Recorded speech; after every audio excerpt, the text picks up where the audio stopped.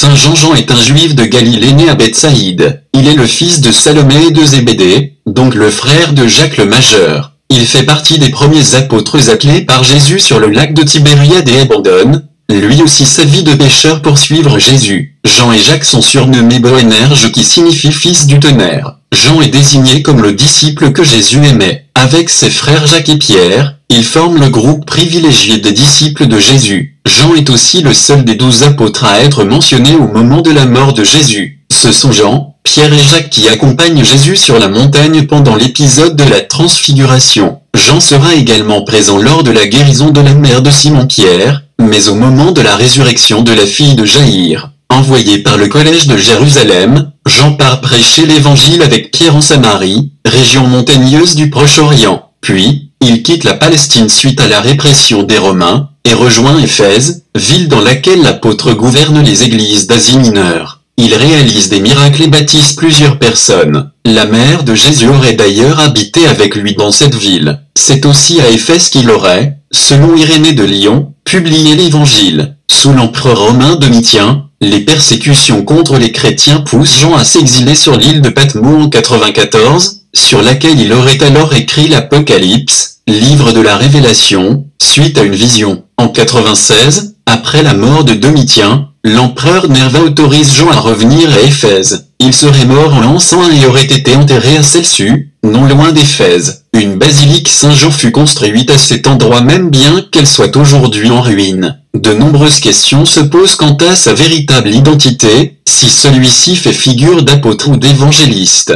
Selon la tradition chrétienne, il s'agit de la même personne. Chez les catholiques, la Saint-Jean est célébrée le 27 décembre, les 26 septembre et 8 mai chez les orthodoxes. On retrouve l'apôtre Jean dans de nombreuses représentations de la scène. On peut l'apercevoir aux côtés de Jésus, en train de l'écouter attentivement ses paroles, parfois les yeux fermés. On peut également le voir dans plusieurs représentations de la crucifixion, sur lesquelles il se trouve au pied de la croix avec Marie. Si tu as aimé mes vidéos, n'hésite pas à mettre un pouce bleu, à partager ou tout simplement à t'inscrire sur ma chaîne pour voir mes prochaines vidéos.